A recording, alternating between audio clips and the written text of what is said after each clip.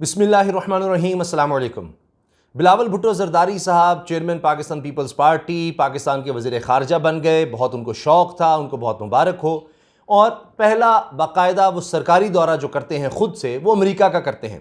चले, हम नहीं कहते कि क्यों अमेरिका का दौरा किया, अमेरिका का ही क्यों, क्योंकि जो बातें इमरान खान साहब कर रहे हैं फिर वो इल्ज़ामात दुरुस्त साबित होते नज़र आएंगे, वो अलग बात। लेकिन वहाँ जाकर कोई सिफारती आदाब का, कोई मुल्क की हमीयत का, गैरत का, इस चीज़ का तो मुजाहरा करते। ये हमारे लिए हर दौरे में मौजूदा हुकूमत ने शर्मिंदगी ही क्यों रखी है? यानी ऐसी ऐसी चीज़ें हो रही हैं, ऐसी ऐसी तस्वीर हैं, ऐसी मुलाकातें हैं कि पाकिस्तानी शर्मिंदा भी हो रहे हैं, दुखी भी हो रहे हैं और खून भी खौल उठे। यानी कम अज़ कम इतना ही बिलावल साहब को कोई बता देता कि जी आप पाकिस्तान के झंडे के सामने, पाकिस्तान के परचम के सामने खड़े होकर तस्वीर बनवा लें, गुफ्तगू कर लें। और इतना मुअद्दबाना खड़े होने की क्या ज़रूरत थी? क्यों फिर वो अपने ऊपर टैग और बेहतर करवा रहे हैं आप कि जी गुलामी है, ये इंपोर्टेड हुकूमत है? क्यों इस तरह कर रहे हैं? हाथ बांध कर, नजरें झुकाए हुए ऐसे खड़े हैं कि पता नहीं क्या हो गया जनाब। ठीक है, अमेरिका का वज़ीर ख़ारजा था, एंटी ब्लिंकन से आपने मिल लिया, लेकिन अब क्या? और ये सारा अदम एतमाद का जो खेल चला, इससे पहले भी बिलावल साहब अमेरिका गए थे। खैर वो चीज़ें तो उस तरह सामने नहीं है। आज आप पाकिस्तान के वज़ीर ख़ारजा के तौर पर गए हैं। पता नहीं क्या अब हो गया है इस हुकूमत को। कोई तैयारी करवा देता, कोई बता देता कि जनाब आप पाकिस्तान के वज़ीर ख़ारजा हैं, अमेरिका के झंडे के सामने मत खड़े हो, अमेरिका का झंडा नहीं पीछे लगाएं आप, ये सिफारती आदाब के ख़िलाफ़ है। क्या आप अमेरिकी हैं, पाकिस्तानी हैं? तो सारी दुनिया में ये होता है, कोई भी इस तरह से ओहदेदार जाता है तो अपने मुल्क की यानी साख, उसकी इज़्ज़त की खातिर, और ये एक सिफारती आदाब है कि बिल्कुल उसका झंडा साथ रखा जाता है और वो अपने झंडे के सामने, अपने परचम के सामने वहाँ पर बैठता है और बात करता है। ये जनाब एक काम कर दिया। अच्छा, फिर और सुनिए, बिलावल भुट्टो ज़रदारी साहब ट्वीट कर रहे हैं कि जनाब मुलाकात बड़ी ज़बरदस्त रही, ऐसे हुआ, ये हुआ, उसमें जनाब हमने एड की बात की। ज़ाहिर है ये तो सबसे ज़्यादा ज़रूरी चीज़ है जनाब। हाँ जी, एड, मदद, उसमें फूड सिक्योरिटी की बात की, खुराक की बात की। देखिए ना, जाकर ही हम गरीब मुल्क हैं, चलें ठीक है, अल्लाह ताला हमारे हालात बेहतर करे। अब 30 साल तो हमने यही जो मखलूत हुकूमत में तमाम पार्टीज़ हैं, इन्हीं की हुकूमत ज़्यादातर पाकिस्तान में रही है। 30-40 साल तो इन्होंने ही बंदर बांट आपस में की है। बहरहाल पाकिस्तान को ज़रूरत है जनाब इसकी, अफ़गानिस्तान में हम ताउन करेंगे, कोऑपरेशन जनाब चाहिए, ट्रेड में और इसमें एजुकेशन में, IT में, बहुत अच्छे।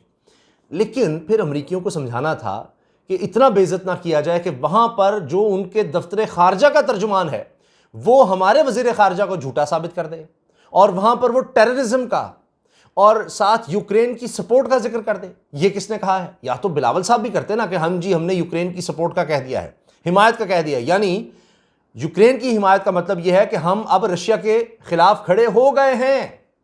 जो पिछली हुकूमत, तहरीक इंसाफ की हुकूमत थी, इमरान खान साहब पर दबाव आया, ये बात तो सब मानते हैं। और उस वक्त कहा कि हम किसी कैंप का हिस्सा नहीं बनेंगे, हम ना रूस की तरफ होंगे और ना ही ये कि जी हम रूस की हिमायत करें कि उसने हमला किया, ना हम रूस के खिलाफ जाएंगे। इस पर वोटिंग भी हुई, पाकिस्तान ने कहा नहीं, हम इस तरह नहीं, हम किसी में जंग का हिस्सा नहीं बन सकते, हमें उसमें ना लाया जाए, हम किसी कैंप में नहीं जा सकते। आपने कह दिया हम यूक्रेन को सपोर्ट कर रहे हैं। यानी अमरीकी महकमा खारजा के तर्जुमान ने कह दिया, या तो इसको डिनाई किया जाए। उनकी स्टेटमेंट आ चुकी है, आप देख सकते हैं। क्या कहा जा रहा है कि जी जनाब यूक्रेन पर सपोर्ट की बात हुई है, वाह वाह वाह, और टेररिज्म और दहशतगर्दी की। ये तो हमने हर दफ़ा करना होता है ना, ये लेबल अपने ऊपर लगवाना होता है कि हाँ जी हम हैं, हमारी बड़ी ज़रूरत है और हम दहशतगर्दी यहाँ पर है इलाके में और हमने उसके ख़िलाफ़ काम करना है, और जनाब सुपर पावर है, उससे तो हम लड़ ही नहीं सकते। दीगर कौन कह रहा है लड़ने को? ये तो मुझे ये समझ नहीं आती। हर दफ़ा बात आ जाती है लड़ाई नहीं करनी, जनाब वो हम क्या लड़ लें, हम ये कर दें, हम उससे लड़ नहीं सकते, हम ये नहीं कर सकते। जाओ फिर इमरान खान को जी गद्दार के नारे लगाए और ये करे वो करे, जंग का ऐलान कर दे। क्या कुलभूषण यहाँ से पकड़ा गया? क्या हमने भारत से जंग का ऐलान कर दिया? क्या इन बातों पर होता है? एक प्रोटेस्ट होता है और उसके बाद आप अपनी कौमी गैरत दिखाते हैं, पाकिस्तान उसका मुजाहरा किया और उसके बाद आप अपने फैसले बताते हैं हम खुद करेंगे। इसका यह मतलब नहीं है कि साजिश हुई, बैरूनी मुदाखलत हुई तो अब जंग ही करनी है, उससे ताल्लुकात ही नहीं रखने, बराबरी की सतह पर ताल्लुकात। बार बार इमरान खान ने कहा है कि मैं किसी के खिलाफ कोई एंटी नहीं हूं, मैं सबसे अच्छे ताल्लुकात चाहता हूं गुलामी किसी की नहीं चाहते, गुलामी किसी की नहीं चाहते। बहरहाल ये इन्होंने काम किया। अभी देखिए बिलावल साहब वैसे तो बड़े पढ़े लिखे आदमी हैं, नौजवान हैं, अब वज़ीर ख़ारजा भी बन गए हैं, बड़ी ख्वाहिश थी चलो अब इतने अरसे बाद उनको अब काबीना में यानी वफाकी काबीना में सिंध उनके पास है, उसमें तो कोई मसला नहीं, उनको हिस्सा भी मिल गया, बहुत खूब। वरना CNN पर जब इंटरव्यू दिया था उनसे एक सवाल हुआ था मौरूसी सियासत के बारे में कि जी पाकिस्तान का मसला ही ये है कि CNN की बड़ी मशहूर जो एंकर हैं उन्होंने ये सवाल किया, तो उस पर वो सीख पाओगे जवाब ही नहीं बन रहा था उनसे, ऐसे ऐसे करने लगे। हालांकि अंग्रेज़ी उनकी बहुत अच्छी है, लेकिन वो फिर अंग्रेज़ी में भी फंबल्स कर रहे थे कि जी ये नहीं, कभी हिलरी क्लिंटन की बात करें, कभी कुछ नहीं। कहा नहीं, ये सीरियस सवाल है कि ये आपके यहाँ ही आपका ख़ानदानी सिर्फ आगे आ सकता है, उधर शरीफ ख़ानदानी आगे आ सकता है। पाकिस्तान का सबसे मसला क्या, सबसे बड़ा मसला क्या यही नहीं है मौरूसी सियासत के पास एक गढ़ बने हुए हैं, एक अपनी कोई जागीर बनाया हुआ है। तो बात यह है कि जब भी इस हुकूमत का कोई बंदा हुकूमत में आकर भी और उससे पहले भी कोई इंटरव्यू देता है, जगहज़ाई होती है, कोई दौरा करते हैं, कोई ना कोई स्कैंडल है। सऊदी अरब गए, वहाँ पर जनाब नवाज शरीफ साहब के मफरूर बेटे क्या कर रहे थे वहाँ पर, हुसैन नवाज सरकारी मीटिंग्स में। शहबाज शरीफ साहब के मफरूर बेटे सलमान शहबाज साहब वो वहाँ पर क्या कर रहे थे, सरकारी मीटिंग्स में। फिर तोहफे तहाइफ जो लिए गए तोशा खाना के, यहाँ से पूछा जा रहा है, कह रहे हैं जी नहीं हम जवाब नहीं दे सकते। इमरान खान को तोशा खान कहते तो मरियम आज तक नहीं थकती, तो वो जवाब दे दें जो वहाँ पर सारों को मिले हैं गिफ्ट्स। उस पर मैंने वीडियो भी बनाई है, वो आप देख सकते हैं, चंद दिन पहले मैंने बनाई। और घड़ियाँ मिली हैं, दीगर चीज़ें मिली हैं, कहा जा रहा है जी हीरे की तस्बीह मिली है और ये सब कुछ मिला है। तो उसको भी ले आए सामने क्या क्या मिला है तोशा खाना के वाले से, वो स्कैंडल सामने आ गया। सऊदी अरब का दौरा शहबाज शरीफ साहब ने किया और उधर भी बिलावल साहब को भी मिला, उसमें भी स्कैंडल सामने आ गया, तोशा वाला मामला। फिर ये कि जी ये सरकारी मीटिंग्स में इस तरह के लोग क्यों बैठे हैं, क्या कारोबार के लिए बैठे हैं। फिर और सुन लिए वहाँ से चूँकि जो मुराद थी वो नहीं मिली, अपने कारोबार के लिए बहुत कुछ मिल गया होगा लेकिन मुल्क के लिए कुछ नहीं मिल सका, वहाँ से भागे भागे गए UAE, वो शेड्यूल्ड नहीं था। और वहाँ जनाब कोई रेड कारपेट तो दूर की बात है, वहाँ कोई कारपेट ही नहीं था, वहाँ कोई सफाई वाला कपड़ा भी नहीं रख दिया जनाब के आगे कि चलो जी वज़ीर आज़म आगे हैं नए नए शहबाज शरीफ साहब को, ये यहाँ सफाई वाला कपड़ा रख दें। इनके बड़े भाई के बेटे यहाँ पर UAE में कंपनी रखते थे, जहाँ पर उनके वालिद साहब यानी मौजूदा वज़ीर आज़म के भतीजे के वालिद शहबाज शरीफ, मौजूदा वज़ीर आज़म के बड़े भाई उस वक्त वज़ीर आज़म थे नवाज शरीफ, और वो कंपनी में मुलाजमत करते थे और उसी वजह से वो निकाले भी गए वजारत उज़्मा के उहदे से। तो वो मुल्क था UAE, वहाँ पर चले कुछ नहीं मिला, कान में सरगोशी करते रहे, वो भी वीडियोज़ आ गई, तस्वीर भी आ गई कि क्या हुआ है वहाँ पर हाल, वो भी वहाँ पर भी नहीं कुछ मदद मिल सकी, कुछ नहीं हुआ। तो कहा कि मेरी वीडियोज़ ही डिलीट कर दो, तस्वीर डिलीट कर दो, इतना वो हमारे लिए शर्मिंदगी का दौरा था। तो ये शर्मिंदगी ही शर्मिंदगी है, वो कहा था जुमला, शर्मिंदगी ही शर्मिंदगी है, ये भी कोई ज़िंदगी है। तो अब मुल्क में भी शर्मिंदगी है, बाहर भी शर्मिंदगी है। 1 महीने में 4 दौरे तो मौसूफ़ कर चुके वज़ीर आज़म, और अब ये उनकी काबीना का हिस्सा, पहला बाकायदा दौरा किया, चले नहीं चीन का किया आपने, कोई बात नहीं, अमेरिका का किया, लेकिन कोई डिग्निटी, कोई ये चीज़ तो देखते। अब ऐलान हो जाएंगे ये मिल गया वो मिल गया।